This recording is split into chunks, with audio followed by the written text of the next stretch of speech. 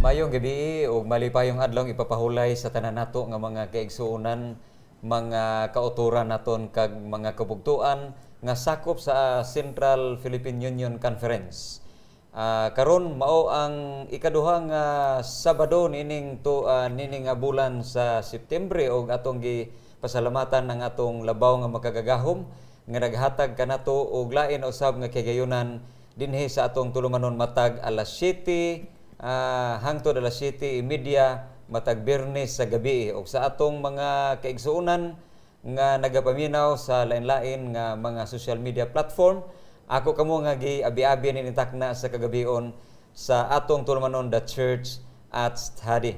Og sa dili pa nato ipadayon mga kaigsuonan ang ato nga pagtuon sa leksyon sa tibuok nga semana. Ang ato nga leksyon karon nga semana nag-uluhan waiting in the crucibles. Ang pagpaabot diha sa taliwala sa mga kalisdanan o hasuhasan sa ato nga kinabuhi. Ug sa dili pa nato nga ipadayon ang ato nga pagtuon, ako kamong dapiton sa pagduko sa inyong mga ulo alang sa pagampo, magampo ta. Among dalaygon og silimbahon nga Dios, salamat sa adlaw ipapahulay nga diin kami makahimo sa pagdugtong na usab diha kanimo. Salamat nga ikaw naggiya kanamo sa tibuok semana. Imo kaming gihatod nga malipayon niining adlaw kauban sa among mga kaigsuonan. O garon nga sa iyong gabi sa adlaw ipapahulay magtuon usab kami sa leksyon nga magtudlo kanamo sa pagkinabuhi ug sa pagsalig diha kanimo. Samtang kami magapaminaw, ablihi ang among hunahuna o kasing-kasing nga kini makakaplag og luna sa among nga kinabuhi ug magtudlo kanamo sa pagka mapailubon, sa pagka mainantuson ug sa pagka mapinaabuton sa imong pagpadayag. Kining tanan among gipangayo pinaagi sa ngalan ni Hesus nga among manunluwas. Amen. Amen. Kauban nato karon nga kagabion mga kaigsuonan ang ato nga Sabbath School and Personal Ministries Director sa atong Central Philippine Union Conference. Akong ihatag ang panahon kang Pastor James Robreco. Pastor, good evening. Good evening and happy Vespers to everybody. And lipay ta uli nga nagkita ita sa screen. Maski kita may mga distansya pero ang Ginoo naghatag ka nato og mga pamaagi kung paano kita makaistorya mahitungod sa dagkong mga bagay sa gugma ni Ginoong Hesukristo pagkakaron sa atong leksyon. Now, ang atong leksyon nagahisgot og tama ka importanteng bagay mahitungod sa atong pag-exercise sa atong pagpasensya, patience. Ang general title karong semana, Waiting in the Crucible, nagapakita sa usa ka bagay nga dapat praktison sa mga Kristiyano Adventista. O tanan nga mga Kristiyano dapat mag-practice diini. Pastor Lim. Pastor. Dinhi ato makita nga importante kaayo kaning duha ka mga bagay, waiting and crucible. Please define these two things sa atong leksyon para ma-overview sa atong viewers kung anong mga kahulugan nini. Unless nga mahatagan kahulugan, wala ni meaning sa kinabuhi. Correct. Dapat mahatagan siya simple nga kahulugan para ano ba ang paghuwat? Ano ba kini mga pagtilaw nga mainit nga mga pagtilaw? Okay, daghang salamat Pastor. Niini nga kagabion mga kaigsunan, interesting kayo ang ato nga pagtuon sa leksyon. Tungod kay natural ug normal lang sa ato nga Kristohanong pagkinabuhi nga dili gyud ta makapailob. Ilabi na kung dunay mga butang nga atong ginahandom, ginadamgo nga dili maabot sa ato nga kinabuhi, di pa nato maangkon.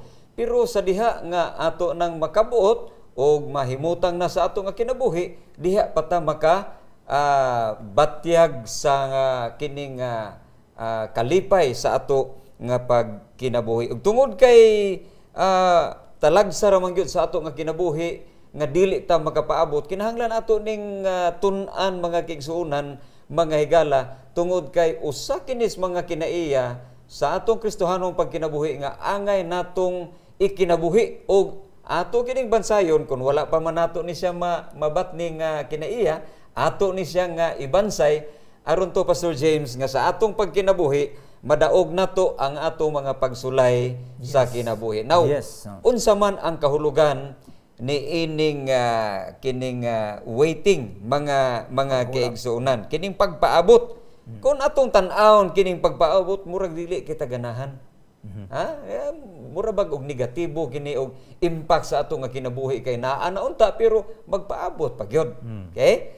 Now, ang Hebrehanon mga kaigsuonan nga pinulungan, ang hubad niining pulong pagpaabot na mahubad kini nato nga nagkahulugan og masakitan pag-ayo. Sa ato pa kanada ang pulong pagpaabot sa Hebrehanon nagkahulugan og masakitan pag-ayo. Unya matayog, matarog, kanang matandog ka ba? Yes. Ang pagpaabot mao ang pagtandog sa ato nga kinabuhi, pagkurog, masamaran, pagmasulubon. Sa ato pa kining pagpaabot dunay kuyog ni siya nga pagsubo sa ato nga kinabuhi tungod lagi mga kaigsuonan kay dili man angkon pa nato ang ato nga gusto. In short partner Lim, lisod magpaabot. Lisod kayo magpaabot. Kaysa ikaw ang manug-abot. Correct. Mas lisod ang magpaabot kaysa katong manug-abot. Kay ikaw nga nagpaabot, kabantay mo mga higala, ikaw nga nagpaabot, dugay kaayo ang panahon. Pero ikaw nga gipaabot nga nagdali, dali kaayo ang panahon. Sumuo na nga murag naa sa imong kaugalingon ang dili gyud ka makapailo, Pastor. Sometimes nag-abot na sa aton nga pamatasan o sa atong kinaugali nga madali ta makuhaan og inspirasyon kung ang manug-abot na atraso o na atrasar wa mag-abot sa panahon nga gusto ta siya mag-abot. Siguro kung i-apply ta na sa atong pagtuo Kristohanon, bao ka na nga daghan na mga kaigsuonan ang nangawala na sa pagtuo dahil si Kristo wa pa mag-abot. Sa kadugay na nga kadugay na ilang paghuwat since before until this time, until this time nga paabot nila wa pa jud. Maski may mga signal na wa pa jud. Ilabi na Pastor kung ang pagpaabot naa ka panahon sa pagsulay sa imo nga kinabuhi. Nan. Diha ang loyalty makita sa panahon nga may mga crucibles nga mag-abot sa kinabuhi isang tao plus nagapaabot ka pa sa imong mananabang og wala pa mag-abot. Ano na lang ang matabo sa mortal nga kinabuhi nga ni nga may pagtuo nga dili naman baskog nga klase ka pagtuo. Okay. Pero ang ato nga leksyon karon nga si Mana Pastor James naghisgot og panahon sa Dios. Ayan. So, ang Dios mga kaigsuonan ug mga kaigalan natong timanan dunay gitagal nga panahon sa tanang mga butang. In fact, si Haring Solomon nag-ingon siya diha sa iyahang gisulat sa Ecclesiastes chapter 3 verse 1, to everything there is a time. Doon nagay panahon mga kaigsuonan ug mga kaigalan. By the way, ang atong kay text sa Galatians chapter 5 verse 22 sa New King James Version nag-ingon, but the fruit of the Spirit is long-suffering. In short, makita ang Kristiyano nga may espiritu kung siya may pasensya, long-suffering, o siya ang iyang pagtuo diri-diretso sa Kristo nga wa nagatan-aw kung ano kasakit ang mga crucibles nga nagaabot sa iyang kinabuhi. Partner? Adunay daghan nga espirituhanong katarungan nganong makasinati kita sa panahon sa pagpaabot. Dunay daghan mga kaigsuonan nga mga hinungdan nganong magpaabot gyud ta. Ang una, atong timan-an, ang pagpaabot nakapausab sa pagtutok sa pagtagad gikan sa mga butang ug pagbalik ngadto sa Dios sa iyang kaugalingon. Timan-an nato na mga kaigsuonan tungod kay adunay dako nga bintaha nga gipadayag ang Dios sa ato nga kinabuhi diha sa pagpaabot. Nagpakita kini nga sa atong pagpaabot kita nagasalig og nagatuo diha sa Ginoo. It helps us to have a clear picture of myself. Sa ato pa makapanghuna-huna pa ta pastor. Kung unsa di ay ang ato nga kaugalingon. Ang ikatulo, it makes us persistent. Sa ato pa kanang lahutay nga kung unsa atong gisugdan, mulahutay gyud ta hangtod sa tumoy mga kaigsuonan o mga kahigalaan. The next, our faith and trust are developed. Yes. Ang atong pagtuo, ang atong pagsalig diha sa Ginoo, magakalig-on hangtod sa pag-abot sa katumanan siyang saad. Dinha makakaton tag pagpasensya. Pasensya. Long suffering. Diha makita ang kahulugan na sa giingon nga patience during the time of crucibles. And then the next one, pastor, nga hilabihan kanindot gyud kaayo nga punto nganong panalangin sa pagpaabot. God has time to make everything work together. Yes. Di nato masabtan mga kaigsunan ngano nga for example karon Pastor James ang usa ka soltero nagpaabot sang dalaga dili mahibaw-an usahay dunay mga ulitaw nato nga magdali-dali nga kinahanglan nga kini dayon, pero ang Ginoo dunay labing maayo nga plano nga dili nato masabtan. In fact mga kaigsuonan, dunay plano ang Dios sa atong kinabuhi karon unya 10 years later pa nato mahibaw-an ngano nga gi-allow sa Ginoo kini mga butang nga mahitabo. And lastly, dinhi sa ato nga leksyon, it helps us to live by faith. By faith. By faith. That's why, ang atong leksyon naghatag sa atong leksyon kung paano i-deal ang mga bagay sa Sagrada Eskritura. Kaning mga bagay, naghatag sa atong pagpraktis, panahon sa pagpraktis. Kung paano ang atong kinabuhi ng mga Kristiyanong Adventista, masanay sa usa ka bagay nga mao ang dalanon ni Ginoong Hesukristo. Ang dalanon ni Ginoong Hesukristo, actually mga crucibles. Pero at the end of the day, Christ became victorious. And so, nakita niya kung paano niya na-fulfill ang purpose ng iyang amahan sa iyaha. Kung paano siya naging pasensyoso sa mga bagay nga iyang na-experiensyahan din sa kalibutan, maunang iyang gina-expectar sa aton, partner Lem, nga kita maging pasensyoso man sa mga butang nagakahanabo sa atong palibot sa panahon sang atong paghulat kay Ginoong Hesukristo. Mauni kon nga ang Romans chapter 1 verse 4 nag-ingon, "For whatsoever things were written aforetime were written for our learning, that we through patience and comfort of the scriptures might have hope." Kung anong nasuwat katong una, gisuwat para sa atong leksyon karong nga panahon. Ang gisuwat katong una, for example, sa panahon sa mga apostles, sa panahon sa mga patriarchs in the Old Testament, sa panahon ni Kristo in the New Testament, o mga apostles, sa panahon na limbawa ni San Pablo, gisuwatanan para sa atong leksyon, para matudluan kita sa usa ka bagay kung paano i-deal ang mga crucibles samtang kita nagahuwat sa kadong pagbalik ni Ginoong Hesukristo. This is the cream. This is the cream of our faith. Ang makalahutay sa mga crucibles. Yes, Pastor James. Ang atong leksyon karon nga semana, Pastor, naghisgot mahitungod sa panahon sa Dios. Okay?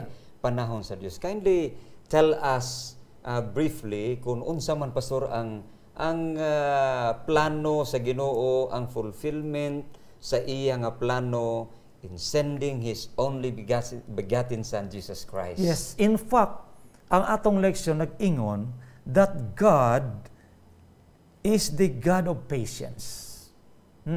Siya ang Diyos sang mga pagpasensya. Siya ang Diyos ang long suffering. Okay? Kita dapat magsunod sa Diyos kay siya ang Diyos sa mga bagay nga dapat naton antuson. Mga butang nga dapat naton sundon. Siya ang nasa una. Karon, siya mismo naghatag sa atong panahon kung paano maintindihan ang iyang kagustuhan. Wala ang Diyos maghatag sa atong sang kinaugali nga pagusto lang, kundi gintagaan niya kita sang panahon para ato maintindihan kung ano ang mga panahon sa Diyos. Okay, karon maski sa kay Kristo, for example, sa Daniel chapter 9, ang atong leksyon di in God's time, naghisgot og 70 years. Naghisgot siya 490 years. Sa Biblia, sa prophecy, ang usa ka adlaw, usa ka tuig. Now, ang 70 days is 70 years. Okay, ang 400, ang ginatawag din sa atong Biblia, nga 70 weeks prophecy is 490 days. 70 weeks, which is to be converted to 490 years. 490 days is 490 years. Kana gidivider sa Biblia sa Daniel chapter 9 sa 7 weeks, 62 weeks, and 1 week. What does it mean? Medyo may malawang mga klase ka prophecy. Ang 7 weeks, kung i-multiply mo sa 7, di 49. Okay? 49 days. Which means 49 years. Grabe kahaba nga panahon para gamitan mong pasensya sa paghuwat. Dili lang na para maimpas ang ginatawag nga 490 years, or 490 days, or 490 years. May sunod pa nga division kay gihati ni sa tulo ka division. Ang 62 weeks equals 434 years. 62 times 7, 434 days. Or 434 years, minabilin pa nga 1 week. Ang 1 week is 7 days or 7 years. Now, ano ang kahulugan niini ug importansya sa Biblia? Kaning 490 years nag-start sa 457 BC sa panahon pa ni Nehemiah o sa Medo-Persian leader, president ko baga, emperor katong una, nga si Artaxerxes Longimanos. 457 BC ang decree nga ang Israel dito sa Medo-Persian Empire magbalik na. Gideport, that was the time of deportation by the Jewish people from Persia back to Jerusalem to establish not only the temple but the local government of Jerusalem. That's very important. So, ang 457 BC mga kisuunan, importante kayo para tumhangpan ang beginning sang time frame nga ginhatag sang Dios sa iyang katawan nga ibalik sila. Kung ato na dumduman, ang Jerusalem gibihag ni Nebuchadnezzar gidala sa Babylon, ang Babylon gi-attack sa Medo-Persia, Iran karon, kag nahimo na assimilate sila sa Medo-Persian culture. Sa panahon ni Artaxerxes sang 457 BC gindeclare nga balik na kamo. Okay, panahon pina Cyrus gindeclare man balik na kamo i-establish ang templo. Pero sa kay Artaxerxes, not only the temple, including the local government of Jerusalem.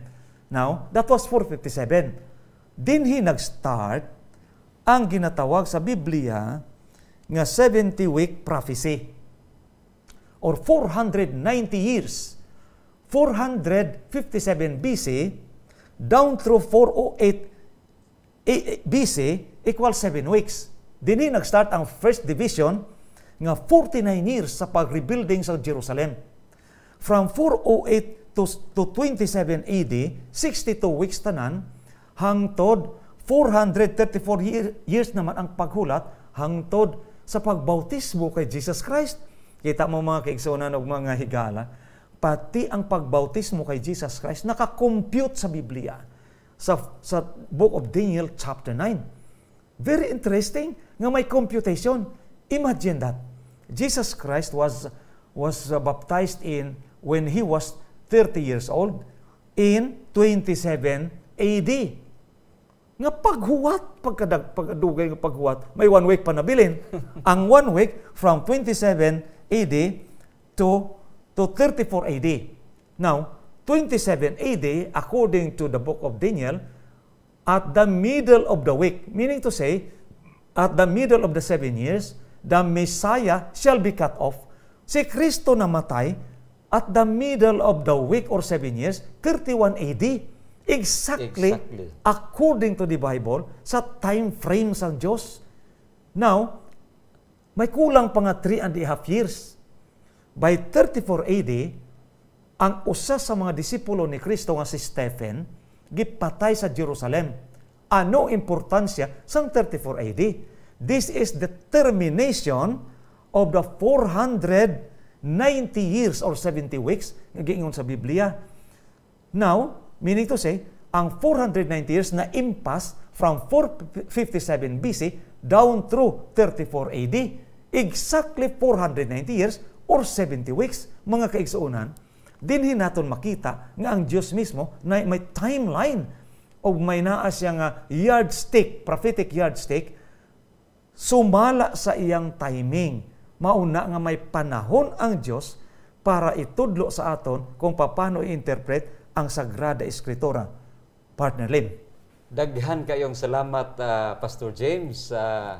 Actually, si Pastor James, eksperto kayo niining mga detalye sa prophecy, dates, and names and places in the Bible o mismo sa ato nga moderno nga panahon. Daghan kay salamat, Pastor. Ang ato nga ang punto sa gi-explain ni Pastor James Rubrico, mga kaigsunan, mao nga ang Dios tungod kay siya mao ang Dios sa pagpailob, nagpakita kanato og panig-ingnan, nagpakita kanato nga dunay panahon sa tanang mga butang bisan ang pagpadala sa iyang bugtong anak dinhi sa yuta. Adunay panahon bisan ang iyang paglangsang, ang iyang pagkamatay, ang iyang pagkabanhaw, ug ang iyang pagkayab, ug ang iyang pag-anhi, mga kaigsunan, dunay panahon nga gitagal sa matag usa kanato. Yes. Okay? Kini nagsulti o nagpasabot kanato, mga kaigsunan, Pastor, nga kung kay ang Dios man diay adunay panahon nga gitagal sa matag detalye sa ato nga kinabuhi, di ta mag-una-una. Yes. Karon, kaning gihisgutan kay nang 70 years or 470 weeks or 490 years. Usa lamang sa mga divisions, kaning 3 divisions, usa siya ka time diha sa 2,300 years sa Daniel 8:14. O Partner Lim, ang 2,300 years, usa ni ka timeline sa Dios kung paano igabalik ang iglesyang matuod sa katapusang mga adlaw. So ang Dios may time para sa mga tao nga makaangkon og knowledge kung asa dinhi ang remnant o iglesia nga nabilin. Okay? Now, from 457 to 1844, exactly 2,300 years. Anong natabo nini mga panahon? There was a cleansing of the sanctuary in heaven, and the temple shall be restored in the planet Earth. Very interesting, Partner Lim. The temple shall be restored in the planet Earth. Sa Catholic version sa Biblia, the temple shall be restored. Sa King James Version, the sanctuary shall be cleansed. That is in heaven. But the temple shall be restored in the planet Earth in 1844. In short, sa panahon sa Old Testament, hangtod sa panahon sa New Testament, there were apostasies, pagtalikod sa pagtuo sa tibuok kalibutan. So ang iglesia gilutos sa Dark Ages, hangtod nag-abot ang katapusan sa 2,300 years, sa 1844, the temple shall be restored. Exactly, the temple was restored in the wilderness sa Biblia, in geographical location sa political geography in America. In 1844, the temple was restored. What temple? Ang templo sa Jerusalem nga nawasak, gi-restore katong Sabbath keeping temple sa Jerusalem, gi-restore sa 1844. Sabbath keeping temple ang Jerusalem temple. That time, sang nagtalikod sa pagtuo ang mga tao, gibalik sang 1844. Walay liwan, walay iba kundi ang Seventh-day Adventist Church. Amen. Nagbalik ang Sabbath keeping, dili Biyernes, dili Domingo, kundi ikapitong adlaw sa semana. Amen. Sa daghang salamat, Pastor James, sa dugang pang pagpatinaw nimo sa mga butang dunay relasyon sa atong leksyon karon, ang pagpaabot nga mapailubon og mapinadayunon mga kaigsuonan o mga kaigalan. And since then, Partner Lim, from 1844 hangtod karon ang aton paghulat sa ikaduhang pagbalik ni Ginoong Hesukristo. Okay. And we are patiently waiting for Him until such time He will come. Amen. And so, nining kagabion mga kaigsuonan, daghan kayong salamat sa inyong pag-uban. Wala naman tayo igong panahon, but we hope nga gining atong pagtuon, kining atong programa, The Church at Study, mahimo kining kabahin sa inyong pagdala, pagdumala sa matag eskwela sa Batika ug mga adlaw panahon sa atong pagsimba. Atong tapuson kining atong pagtuon sa leksyon, pinaagis pagampo, and we would like to request Pastor James Rubrico to lead us in the closing prayer. Pastor? And shall we pray? Thank you, dear God, for the blessings of study this time. We pray, dear God, that somehow the Holy Spirit will continue to teach us on how to understand great things from the Holy Scriptures. We pray for our audience, and we pray for the worship services, and we pray, dear God, for the continuing process of learning for us. This time, we pray, Lord, for the Hope Channel, Central Philippines. Be with us until tomorrow. We're praying in Jesus' name. Amen. Amen. Good evening, everyone. Good evening.